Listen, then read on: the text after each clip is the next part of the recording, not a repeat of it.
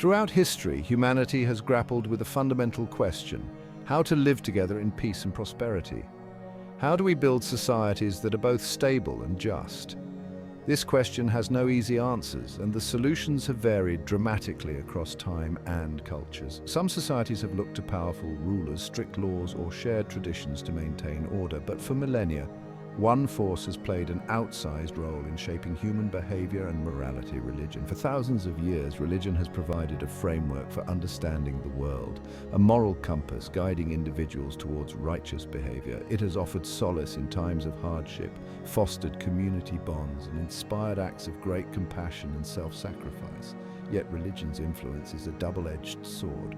While capable of great good, it has also been wielded as a tool for control, manipulation, and even oppression. In this exploration, we will delve into the complex relationship between religion, control, and the modern moral landscape. We will examine how religion for centuries served as the primary source of moral guidance, shaping societal norms and individual behaviors. However, as we entered the modern era, the grip of traditional religion began to loosen, leaving many questioning the foundation of their moral compass. This shift has profound implications for how we understand ourselves, govern our societies, and navigate the complexities of the 21st century. Religion's influence on human civilization is undeniable. Faith has left its mark on every facet of human existence. Religious institutions have played a pivotal role in education, healthcare, art, and culture. Teachings of various faiths have inspired acts of kindness and social responsibility. However, religion has also justified discrimination, persecution, and violence. The Crusades and the Spanish Inquisition are stark reminders of this dark side. As traditional religious influence wanes, what fills the void?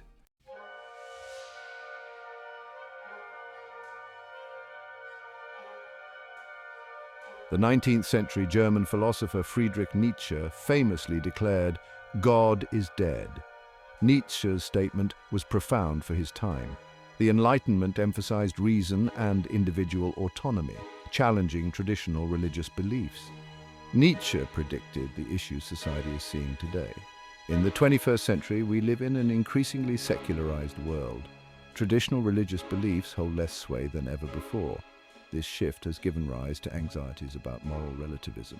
If we are not accountable to a higher power, what is to stop us from indulging in our basest instincts?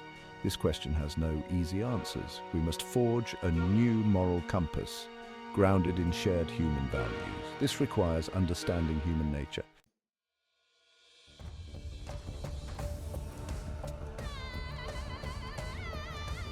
To understand the complex relationship between religion and control, we must journey back to the dawn of civilization. Religion offered a sense of order and meaning amidst the chaos. The gods and goddesses were intimately involved in human affairs, dispensing blessings and curses. This belief in divine intervention had profound implications for social order. Rulers claimed divine legitimacy, their authority reinforced by the gods. Religious institutions shaped societal norms, dictating marriage, trade, and warfare. Priesthoods often acted as advisors to kings, blurring lines between religious and secular authority. Religion served as social glue, binding individuals under a shared moral code. As civilizations evolved, so too did the relationship between religion and control. The Ten Commandments, delivered to Moses on Mount Sinai, formed the bedrock of a new legal and moral code. This divine law profoundly impacted Western civilization, establishing a framework for moral accountability. The rise of Christianity further cemented the role of religion in shaping social order. The Church wielded considerable influence over marriage, family, and inheritance. The divine right of kings held that monarchs derive their authority directly from God.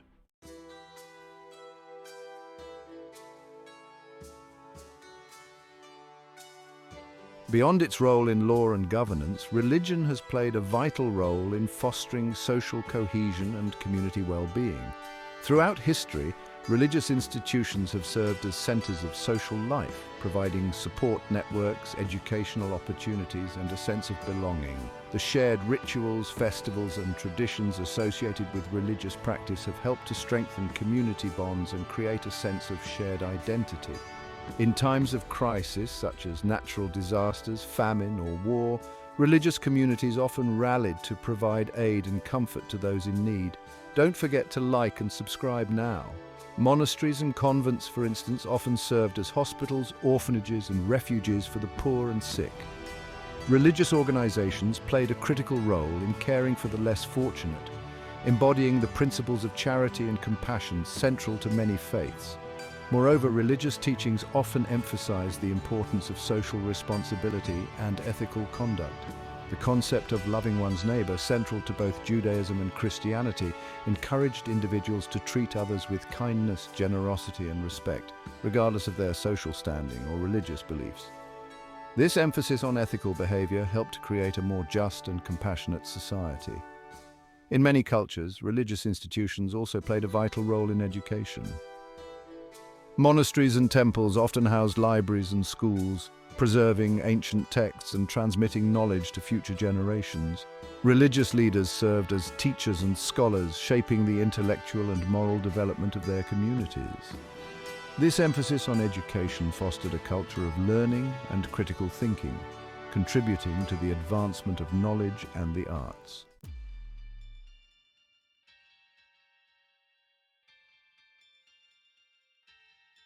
While religion has undoubtedly played a positive role in fostering social cohesion and promoting pro-social behaviors, it has also been a source of conflict and division. Throughout history, religious differences have fueled wars, persecutions, and acts of unspeakable cruelty. The Crusades, a series of holy wars waged by European Christians against Muslims in the Middle Ages, stand as a stark reminder of the dangers of religious extremism. Even within seemingly homogeneous societies, religious differences have often led to persecution and violence. The European wars of religion, which ravaged the continent in the 16th and 17th centuries, pitted Catholics against Protestants in a bloody struggle for dominance. The Salem witch trials, a dark chapter in American history, saw innocent men and women accused of witchcraft and executed based on little more than fear and superstition. The problem often lies not in the religious doctrines themselves, but in their interpretation and application. Religious texts are often open to multiple interpretations, and those interpretations can be twisted to justify almost any action, no matter how heinous.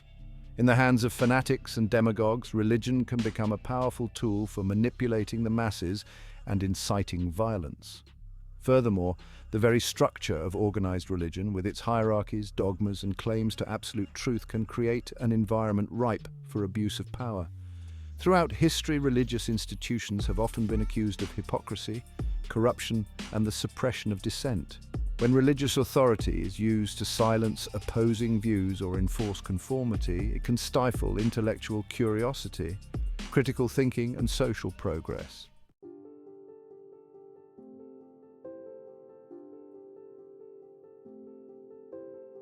Friedrich Nietzsche, the 19th century German philosopher, is often quoted and frequently misunderstood. His proclamation, "God is dead, and we have killed him," reverberates with both sorrow and a stark warning.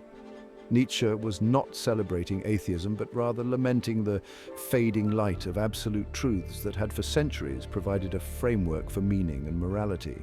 The Enlightenment, with its emphasis on reason, individual autonomy, and scientific inquiry, had chipped away at the foundations of traditional religious belief. As science offered new explanations for the workings of the universe, the need for a divine creator seemed to many less certain. Like and subscribe now. This shift, Nietzsche argued, was not merely a change in belief, but a seismic cultural event. The death of God, for Nietzsche, signified a loss of a unifying narrative, a shared moral compass. If God was no longer the ultimate source of authority, what then? Would humanity descend into chaos, its moral bearings lost in a universe devoid of inherent meaning? Or would this vacuum give rise to new values, a new ethics based not on divine decree, but on human understanding? Nietzsche's questions remain as relevant as ever in the 21st century. We live in a world where traditional religious beliefs hold less sway, where individuals are increasingly free to choose their own paths. This freedom, while liberating, also presents us with a profound responsibility: the task of creating meaning and purpose in a world seemingly devoid of inherent design.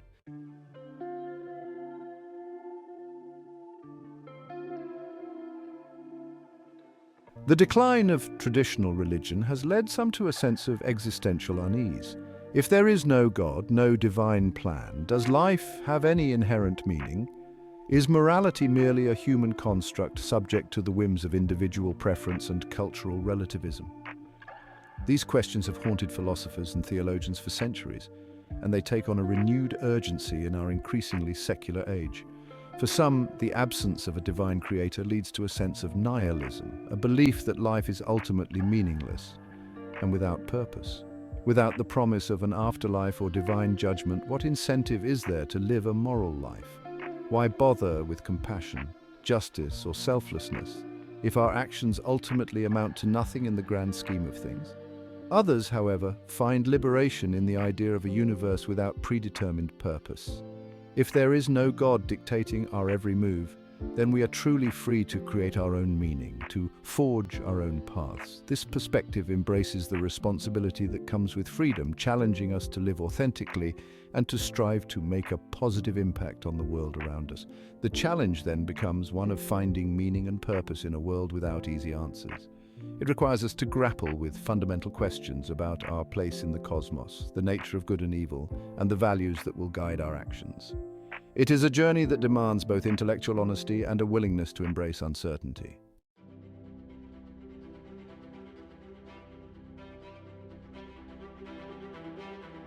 With the decline of religious authority, the responsibility for moral accountability shifts. No longer can we rely solely on the dictates of Scripture or the pronouncements of priests to guide our actions.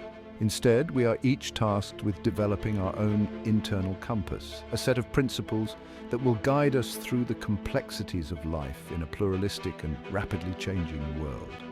This shift places a heavy burden on the individual. Without the crutch of dogma, we are forced to confront ethical dilemmas head-on, to weigh competing values, and to make difficult choices in the face of ambiguity. It requires critical thinking, empathy, and a willingness to engage in open and honest dialogue with those who hold different views.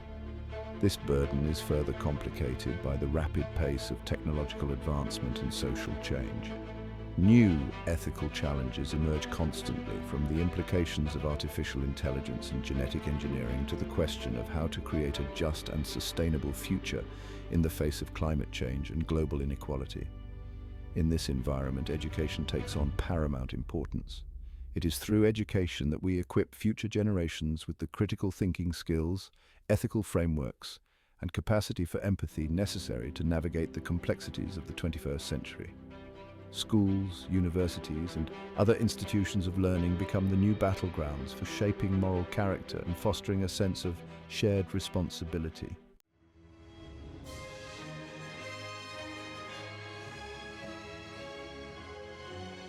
The rise of the secular state became prominent. As traditional religious authority waned, the nation-state emerged as a dominant force in shaping social order and morality. Governments took on roles in education, lawmaking, and social welfare, areas once dominated by religious institutions. Despite concerns, the secular state has proven to be a stabilizing force, promoting education, healthcare, and social welfare. The role of the state in shaping morality remains a subject of ongoing debate.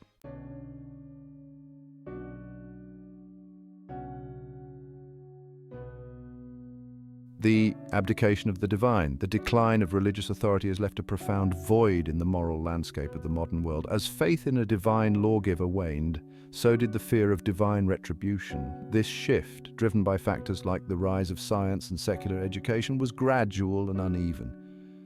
The question now is where humanity will turn for moral guidance, increasingly looking to the secular state.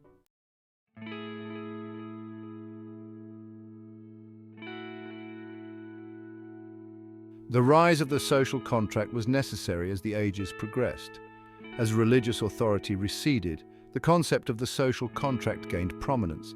Thinkers like Hobbes, Locke, and Rousseau argued that political authority stemmed from the consent of the governed. Governments tasked with upholding the social contract assumed a greater role in shaping moral behavior through laws. The debate over the government's role in shaping morality continues, balancing individual freedom and collective responsibility.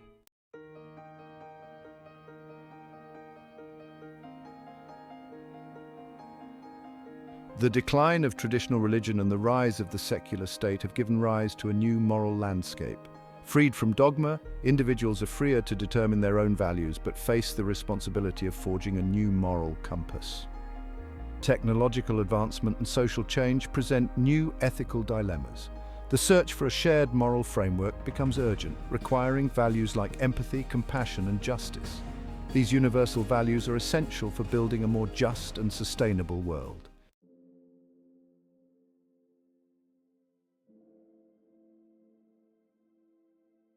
As we navigate this new moral landscape, we must be mindful of both the promise and the perils of progress. Freed from dogma, we can create societies based on reason, compassion, and respect for human dignity. However, this freedom also brings the potential for new forms of tyranny. The challenge is to balance individual freedom and collective responsibility, requiring open dialogue and critical thinking. Morality is an ongoing conversation, constantly adapting to new knowledge and challenges.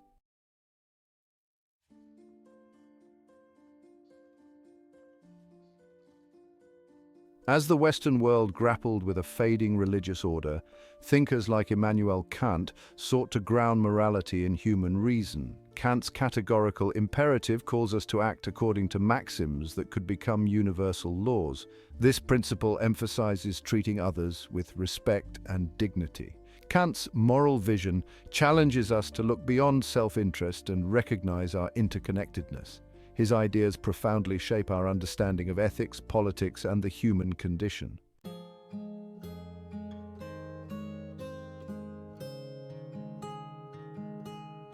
For Kant, the key to unlocking universal moral law lay in reason. Every human being possesses an innate moral compass, though it is not always easy to follow. Kant calls on us to act in accordance with the moral law, even when it requires sacrifice.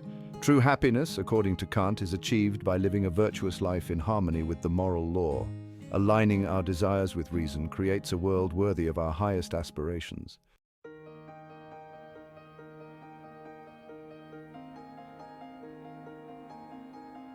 If reason is the key to unlocking our moral potential, then education becomes the master key. Education cultivates our capacity for reason and moral judgment. It is about forming character, nurturing individuals who are both intelligent and ethical. Educators play a crucial role in fostering critical thinking and moral courage. The aim of education is to cultivate enlightened citizens capable of upholding a just society.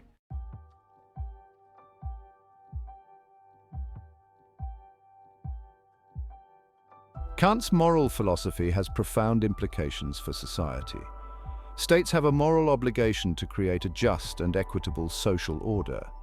Kant envisioned a kingdom of ends where individuals are treated with respect and dignity. This ideal challenges the view of the state as merely an instrument of power. Achieving this requires vigilance, accountability, and a commitment to justice.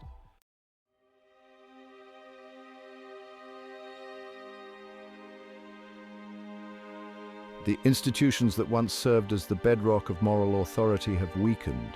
The decline of traditional religion has left a vacuum filled with alternative belief systems.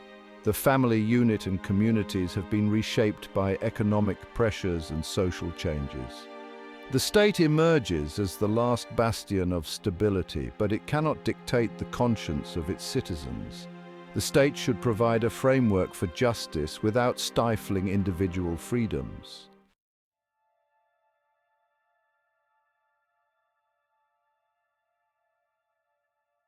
The changing nature of work and family life has driven greater government involvement in moral formation. Previously, one parent, typically the mother, stayed home to raise children, providing moral guidance and support. This is no longer the norm. Economic pressures make it difficult for families to survive on a single income. Rising costs and stagnant wages force both parents into the workforce. This shift has created a vacuum in children's lives, now spending less time with parents. Schools and daycare centers step in to fill the moral and emotional gaps. Teachers are now expected to be surrogate parents and disciplinarians. Children need their parents' love and guidance throughout their formative years.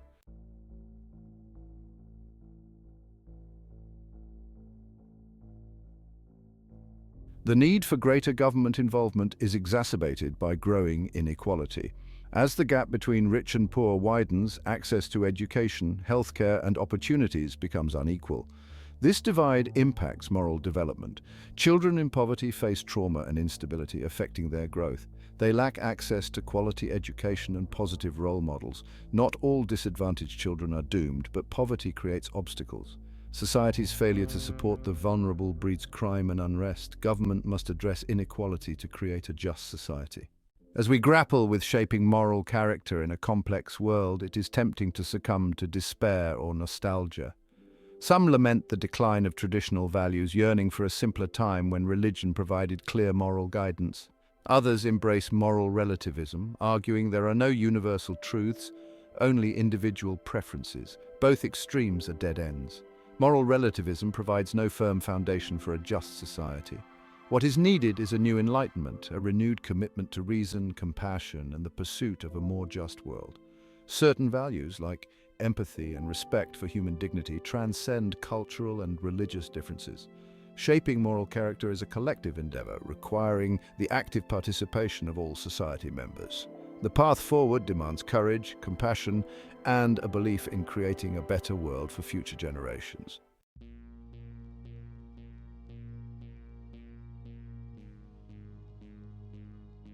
As we reach the end of our exploration, one thing becomes abundantly clear. The relationship between religion, control, and the moral fabric of society is complex, ever-evolving, and far from settled.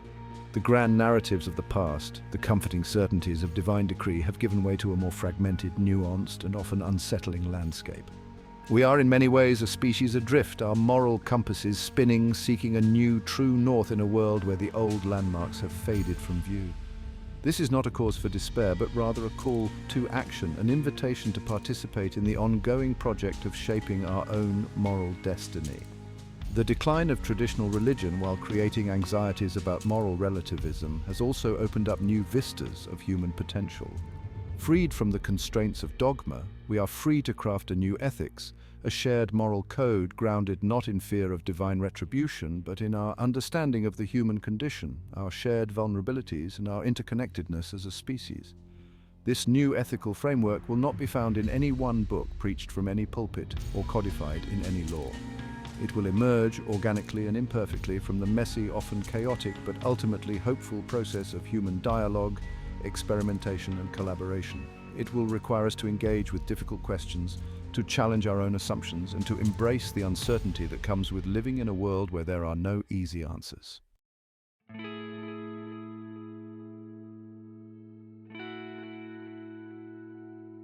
This journey will not be easy.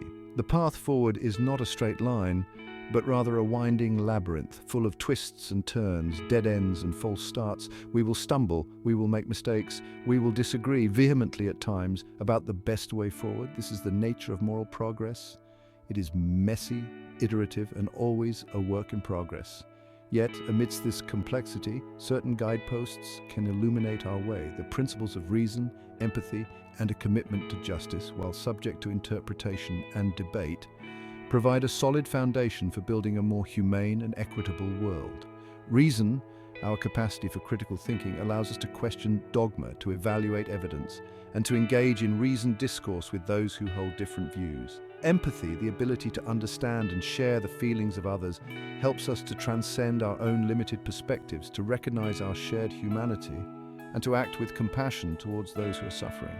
And justice, the pursuit of fairness and equity for all, demands that we create a world where everyone has the opportunity to thrive, regardless of their background, beliefs, or circumstances. These principles, while not a magic formula for moral perfection, provide a compass for navigating the complexities of a world where the old certainties have crumbled. They remind us that while the path forward may be unclear, the direction we choose to travel in matters deeply.